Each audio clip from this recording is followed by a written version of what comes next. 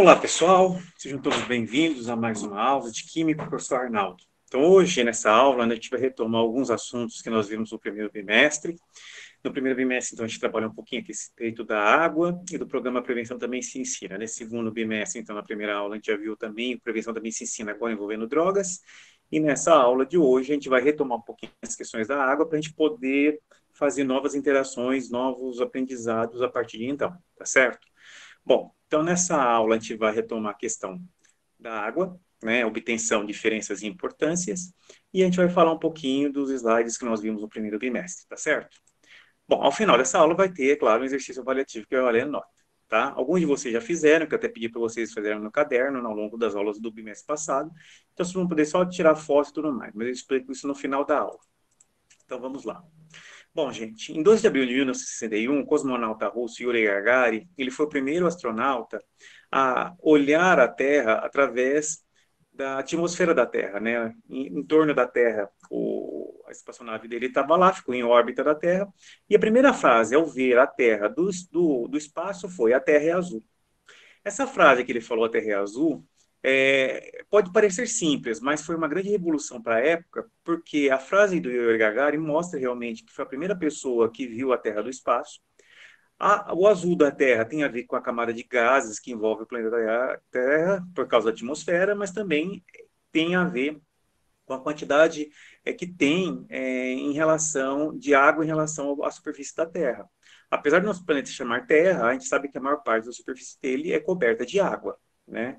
Então uma constatação científica que a gente tem aí com dados históricos, tá? Bom, mas apesar da quantidade absurda de água que nós temos na superfície, a gente tem que determinar o seguinte: 97% dela, ela encontra em oceanos e mares. É água salgada. Essa água salgada, gente, acho que todo mundo que já foi no mar, todo mundo que foi na praia, já tomou um caldo. É água muito salgada e ela não serve para consumo próprio. A gente vai falar sobre isso. Então, é uma água que existe, mas não dá para o consumo humano. 2% dessa água estão nas geleiras, Polo Sul, Polo Norte, no alto de montanhas. Essa água, como o próprio nome diz, está em geleiras, são congeladas. Ela é uma água doce, ela até daria para a gente beber, mas o problema dela é que a gente não consegue transportar. E quando ela derrete, automaticamente ela vai para o mar. Então, é uma água que não dá para contar. E 1% do que sobra, que a gente for somar lá 97 mais 2 mais 1, dá 100%. 1% é a água distribuída na atmosfera, lençol freático, lagos, rios, etc. Lembrando que esse 1%, gente, é a água que a gente retira para beber. Ou seja, apesar da quantidade absurda de água que a gente tem no planeta, ainda temos menos de 1% dessa água que dá para a gente tratar e transformar em água potável. A água da atmosfera é a água que a gente chama de umidade relativa do ar. É essa água que é o necessário para nós termos, por exemplo, uma respiração adequada. Quando o tempo está muito seco, por exemplo, as nossas narinas ficam cheias de secreção. Então, é necessário ter umidade na água, senão nós estaríamos sangrando todo o nariz por causa dessa secura, tá? O lençol freático é a água que fica embaixo da terra. Você sabe que a água infiltra embaixo da terra e fica lá, e lá solta as minas que vão formar rios, lagos e tudo mais. Tudo bem? Bom, no próximo slide, a gente vai falar um pouquinho sobre os tipos de água. Então, o primeiro tipo de água é água salgada, como eu falei, que está encontrada em mares e oceanos, e não é conveniente o seu tratamento para a potabilidade. Até existem técnicas, mas o custo é muito elevado, não vale a pena nos dias atuais do ponto de vista financeiro. A água doce é aquela água encontrada em rios, lagos, lagoas, represas, e quando tratada, ela pode ser potável, pode ser usada para a gente beber. Já a água doce em geleiras, como eu falei para vocês, por uma questão de logística, a gente não consegue transportar aquela água. Então, aquela água tem que ficar lá, congelada lá nas geleiras. Já a água potável é aquela água, então, que é água doce, que é água de rios, de lagoas e represas. E nessa água, gente, apesar de ser água doce, ela tem sais minerais dissolvidos que são necessários para o nosso corpo. Então, o que mata a nossa sede não é só a água, mas os sais minerais que estão ali também presentes nela, tá certo? E como que ela adquire esses sais minerais? A gente vai ver ao longo da aula. E ela tem que ser tratada de modo que ela não tenha nenhum micro-organismo nocivo, por exemplo, coliformes fecais, como salmonela. Esses micro-organismos, gente, ele pode causar diarreia, cólera, outras doenças aí muito complicadas. Existe um outro tipo também, que é a chamada água dura, que é uma água doce, é uma água de rio, mas com excesso de sais minerais. É uma água chamada de água saloba. É uma água que, apesar de ser de rio, a quantidade de sais minerais dela é tão grande que é comparada à água do mar. E o último tipo de água que a gente tem, né, é a água destilada, que é a água pura. É aquela que passou por um processo de destilação. É uma água que não serve para beber porque não tem sais minerais dissolvidos. Ah, professor, e se nós bebermos? Se nós bebermos essa água, não vamos matar a sede. Mas essa água serve para quê, então? Serve para medicamento, para vacina, serve para cosmético, serve para perfume e tudo mais. Mas ao longo da aula eu vou falar um pouquinho para vocês sobre isso. Bom, mas professor, você falou que não dá para limpar a água do mar, né? Não é que não dá, até dá para limpar a água do mar, mas é muito complicado a sua potabilidade. Por quê? Por causa do excesso de sal. E vocês poderiam me perguntar, mas por que a água do mar é salgada? A água do mar é salgada por causa de três motivos. A primeira é que, durante a evolução do planeta, nas primeiras erupções vulcânicas, os vulcões liberavam lava, liberavam vapores da água e liberava também alguns sais minerais na forma gasosa, porque a temperatura ali era muito elevada, acima de 1000 graus. Parte desses sais, obviamente, com a chuva, com a erupção vulcânica, com a formação de gases na atmosfera, formava a chuva e a chuva já vinha com quantidade de sais consideráveis. Então, a primeira grande parte de sal veio das primeiras erupções vulcânicas do processo de evolução do planeta. A segunda forma são as erosões das rochas. Conforme foi fazendo o movimento dos mares, que vocês têm a ver, não sei se vocês sabem, mas os movimentos dos mares têm muito a ver com o movimento, a proximidade da Lua ou coisa parecida, as rochas batendo, a água batendo nas rochas, elas tiravam, causavam uma certa erosão, e essa erosão fazia com que o sal fosse para o mar. Né? Sabe aquele ditado, água mole em pedra dura, tanto bate até que fura? Então acontece, na verdade, isso. Então o movimento das ondas do mar batendo nas rochas desprende partículas da rocha em forma salina. E a terceira forma que eu não coloquei aí é a forma dos rios. Você sabe que os mares são abastecidos pelos rios. E, diferentemente das ondas que vai causando erosão daquela forma de impacto, os rios também têm uma erosão das encostas e vai arrastando os sais. Só que é uma forma contínua, mas também acontece erosão, tá certo? É assim essas três formas, então, que o mar fica salgado. De certa forma, o mar de hoje é mais salgado que o de ontem. Por quê? Porque as erosões continuaram acontecendo ao longo desse período, tá certo? Mas como que a gente faz então para limpar a água do mar? Olha como que é o processo atual para a limpeza da água do mar para tornar potável. Vamos dar uma olhada. O primeiro processo então seria de decantação. O que seria decantação? Deixar a mistura de água lá da água do mar descansando em repouso. Essa água em repouso ficaria lá parada e com o tempo as partículas mais pesadas de sujeira ficariam no fundo do recipiente ou do tanque. Por exemplo, areia, sujeira e tudo mais. E a água, por ser mais leve, por ser menos densa, ela ficaria flutuando. Esse é um processo que é barato, que não requer nada assim especial, a não ser o recipiente ou o tanque que você vai armazenar, só que é um processo lento, demora bastante tempo para esse processo acontecer, tá? Chama-se decantação.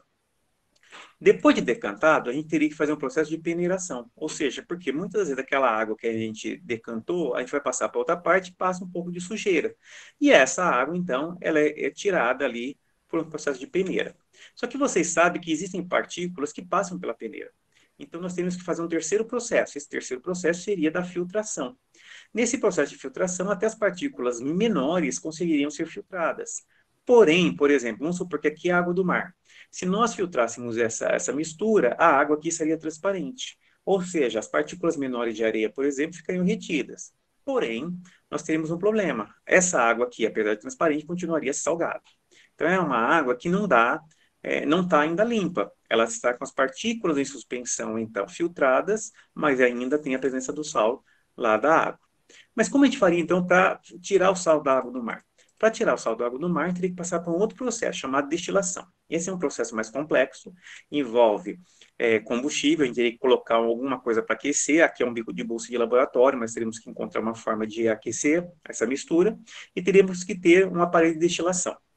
Nesse aparelho de destilação, por exemplo, que às vezes você conhece por alambique também é uma forma de destilação, nós teríamos que aquecer essa mistura da água com sal até um ponto de uma temperatura que somente um dos dois evaporasse. Por exemplo, a água, ela evapora a 100 graus. Os sais, a maioria, evapora a 1000 graus. Então, aqui eu aqueceria essa mistura a 100 graus, porque a 100 graus a água evaporaria e o sal não. Dessa forma, ao aquecer a água, essa água ia virar vapor e ao descer por essa tubulação, ela ia passar por um processo chamado de condensação. Condensação, o que é? é transformar o vapor em líquido novamente. Dessa forma, a água evapora e vira líquido e é separada, e o sal, como não a 100 graus não acontece nada, ele fica aqui encrustado ali. Essa água, então, que nós fizemos aqui esse processo de decantação, peneiração, filtração e destilação, que foi um processo longo e caro, é a chamada água destilada ou água pura. Essa água, como eu falei para vocês, ela não serve, então, para nós bebermos. Ela não tem os sais minerais necessários para o nosso corpo funcionar bem e nem para saciar a nossa sede. Mas para que serve essa água destilada, então? Como eu falei para vocês, ela serve para fazer medicamentos, como vacina, para fazer injeções, para fazer outros medicamentos líquidos, para fazer perfumaria em geral, cosmético e tudo mais. Tá certo? Bom, para vocês terem uma ideia, eu trouxe um mapinha para vocês aqui dos países que têm maior número de água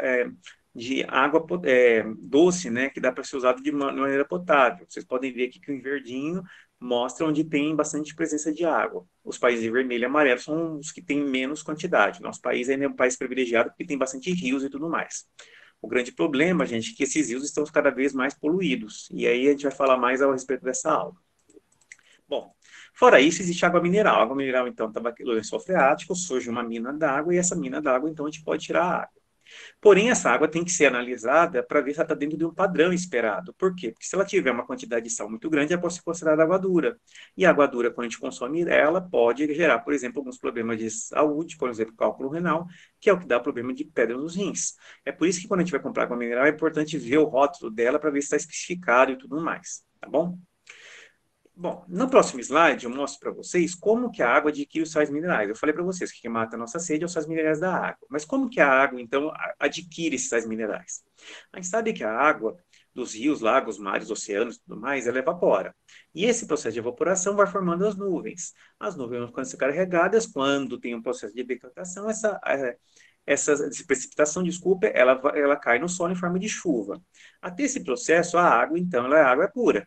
O problema é que quando a água ela entra em contato com o solo, ela infiltra no solo, e nesse momento que ela infiltra no solo, é que ela adquire os sais minerais e vai parar lá no lençol freático. O lençol freático, por sua vez, vai formar as minas, que vão formar as nascentes dos rios, lagos, etc. Tá bom? É dessa maneira, então, que o solo adquire os sais minerais para tornar a água potável e formar água doce. Bom, mas existem, né? É, aqui tem outro exemplo como mostra, né? Então chove, a água que vai infiltrando, não sei se vocês conseguem ver, vai infiltrando aqui na terra e aí vai formando o lençol freático. Nesse desenho aqui tem até um poço de onde tira a água aí. Gente, notem que aqui é importante vocês analisarem que quando, por exemplo, a gente constrói alguma construção que vai concreto, que vai asfalto, a chuva ela não consegue infiltrar aquela região. É por isso que na área de manancial, em áreas que tem as nascentes dos rios, não se pode construir, porque a água não consegue infiltrar e não consegue abastecer os rios. Por isso que é importante, então, ter uma área de floresta. Por isso que a questão da floresta amazônica, a Mata Atlântica, a preservação dos recursos naturais são tão importantes.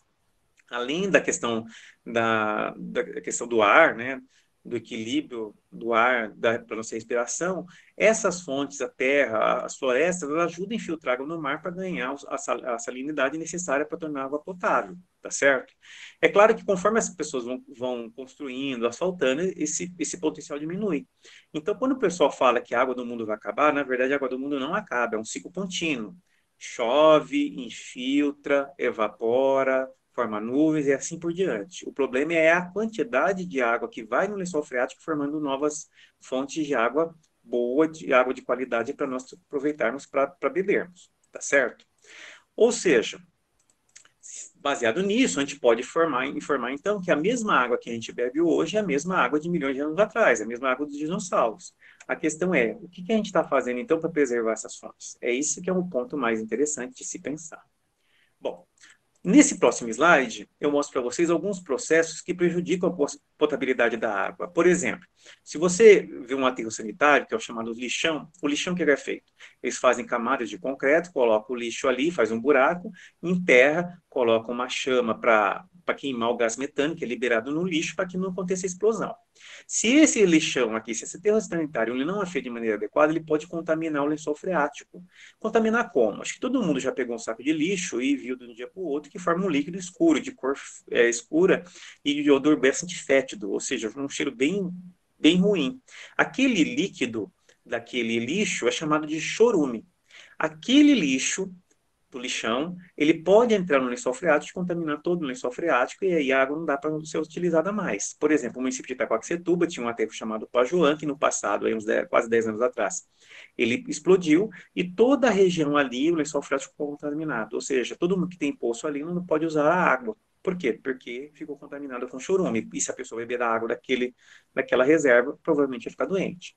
A segunda forma é a forma de esgoto, jogar os esgotos na água. Por exemplo, em Suzano a gente tem o marginal do Una, que recebe esgoto. Em Mogi a gente tem aqui em Jundiapeba, o Rio Jundiaí, que a gente recebe esgoto. Então, eu teria que fazer um outro sistema para não contaminar a água. Por isso que a gente fala que esse 1% de água que é doce, ela está cada vez mais reduzindo a potabilidade dela para a gente poder usar, de certa forma, para nosso consumo.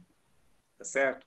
Então, a gente tem que tomar um certo cuidado com as fontes de água que a gente tem e como usá-la, para que não falte no nosso futuro, tá? Bom, outra coisa que é importante que a gente saiba é o seguinte: vamos pensar os processos de potabilidade da água. Vamos pensar Suzano e Mogi há 100 anos atrás. 100 anos atrás, Suzano e Mogi praticamente era uma área rural. Então, toda vez que chovia, como só tinha praticamente florestas, a água infiltrava no solo, 80, 90% dela ia para o lençol freático e 10 a 20% ia para os rios. Ou seja, o lençol freático ali tinha uma água de boa qualidade e os rios não eram poluídos. 50 anos atrás, começaram então o processo de urbanização das regiões. Então, as pessoas começaram a construir, então, impermeabilizar o solo com concreto e com asfalto. Quando chove, então, há 50 anos atrás, começa a infiltrar somente uma parte daquela água. Por quê? Porque aquela parte da água que tem concreto e asfalto não infiltra. Então, a quantidade de água no lençol freático diminuiu, quase pela metade. Então, essa água teve que escorrer para os rios. Então, é por isso que os rios começaram a aumentar a vazão. Só que aí, ao mesmo tempo que foram construindo casas, automaticamente as pessoas foram fazendo rede de esgoto, jogando o esgoto no rio. Então, a qualidade do rio começou a ficar comprometida. Dias atuais. E existem bairros que são altamente residenciais, onde praticamente asfalto e concreto tem toda parte. Ou seja, quando chove, a água não consegue filtrar no solo, ela vai toda para o rio. E ela indo para o rio já estando contaminado por causa do esgoto, vai acontecer o quê? O processo que a gente chama de enchente. Ou seja, vocês podem ver que qualquer chuvinha que dá em algumas regiões, por exemplo, de Mogi ou Suzano, é, causa enchente com poucas milímetros de chuva, poucas horas de chuva. Por quê? Porque a água não consegue filtrar no solo. Consegue entender porque as construções modernas hoje em dia têm um sistema hoje em dia de recolhimento da água, da chuva, existem calçadas sustentáveis onde passa a infiltração, são tijolinhos que infiltram a água e tudo mais. Quando a gente vai fazer uma licença da prefeitura para construções novas, a prefeitura não deixa construir no terreno todo, ou se vai construir no terreno todo, tem que fazer compensação ambiental, exatamente por isso, para que preserve essas áreas para que a gente tenha água potável. Tá certo? Além de a gente preservar essas áreas, gente, com construções mais sustentáveis e tudo mais, pode ver as Praças das Flores lá no Centro Suzano, o calçadão Novo Mogi está tendo já uma estrutura para poder infiltrar água de maneira mais adequada. A gente tem que entender que a gente tem que economizar água, mas a gente tem que entender também que as casas não são os principais é, consumidores de água, né? Quem usa mais água no planeta, na verdade, são outros grupos. Por exemplo, é, agricultura e pecuária, né? Eles gastam muita água na plantação, é, na plantação e para criar gado. As indústrias também gastam bastante água, por exemplo, a comercializando gasta uma quantidade absurda de água.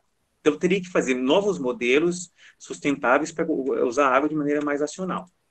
Por exemplo, gente, para produzir um único ovo, a gente gasta, em média, 45 litros de água. Mas não é porque a galinha bebe 45 litros de água. A galinha come ração. A ração tem que ter água para crescer. O processo para esse ovo chegar até a gente também, ele é um processo que requer água.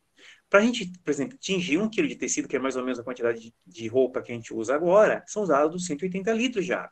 A quantidade é absurda. Ou seja, não existe ainda metodologias que poderiam reduzir esse consumo, que é tão necessário. Para se produzir 1 litro de suco industrializado, são gastos 30 litros de água, ou seja, bastante.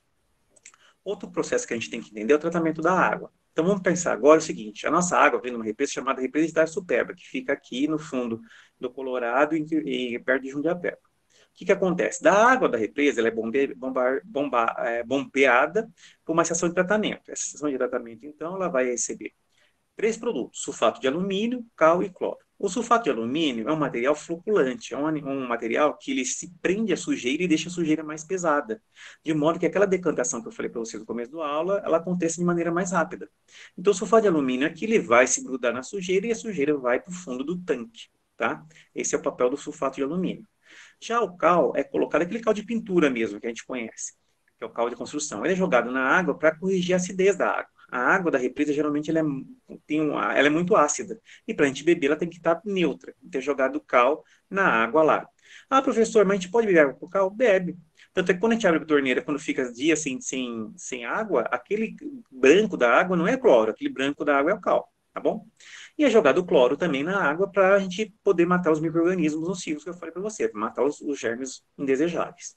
Depois que ele passa pelo tanque de floculação e decantação, a água então passa por um superfiltro feito por um sistema de carvão ativado, areia e cascalho. Ele limpa a água de maneira muito boa, gente, como se fosse aquele filtro da Europa. Depois desse processo de ultrafiltragem, a água novamente é adicionada cal para controlar a acidez, jogado cloro para micro-organismo e jogado flúor para combater as cáries. Esse é um programa do governo de uns 50 anos atrás que é feito para combater então problemas dentários na população, problemas bucais. Aí essa água é levada para um reservatório, e nesse reservatório aí, a água é analisada, vê os parâmetros de químicos e biológicos para ver se está tudo adequado, e se tiver adequado, é levada para uma estação de um reservatório, né, de bairro, uma estação elevatória, e aí é distribuída para a população. Caso esteja com alguma coisa que não esteja adequada, ela volta para o processo inicial. Bom, como a gente viu, as casas consomem menos água do que os outros segmentos da nossa sociedade. Porém, a gente tem que ajudar na economia. Formas de economizar, por exemplo, do combate ao desperdício é não lavar, por exemplo, a calçada com mangueira. Melhor usar balde, que é uma forma de combater o desperdício. Banhos mais curtos também é uma forma de eliminar aí o desperdício. Escovar os dentes com a torneira fechada. Não sei se vocês conhecem isso aqui também, ó, mas existem descargas econômicas que você tem dois botões para acionar, um para o número 1 e outro para o número 2. É uma forma também de economia de água. Torneira com temporizador, como existe lá na escola, porque essas torneiras, gente, apesar de ficarem abertas mesmo depois que a gente aciona, a quantidade de água lá ela é bem reduzida em relação às torneiras convencionais, tá? Outra forma também de economizar água é usar cisternas. Cisternas são sistemas que recolhem água da chuva, e essa água da chuva é aproveitada, por exemplo, para o consumo no banheiro. O shopping do Suzano, por exemplo, eles têm um sistema de cisterna que eles recolhem toda a água da chuva de cima do shopping, é armazenada em grandes instalações atrás ali das Casas Bahia, aquela água é tratada e usada nas privadas do banheiro. É por isso que a água das privadas, lá dos assentos sanitários, são água da coloração azul. É usada exclusivamente para banheiro, gente. Mas quando a gente vai lavar a mão, por exemplo, a água lá é transparente, é a água da Sabesp. Então, a água que é usada de reuso é a água de banheiro, que não teria problema, não precisa ser tratada, se tornar potável para usar em banheiro. Em alguns países, existem tecnologias que recolhem a água do banho, né, que sai do chuveiro lá, e jogam para descarga. É uma forma também de economia de água, que está sendo utilizada em países desenvolvidos. Outra forma também de utilização é você usar a água da máquina lá de lavar, por exemplo, para lavar o quintal. É uma forma bacana de se aproveitar aquela água.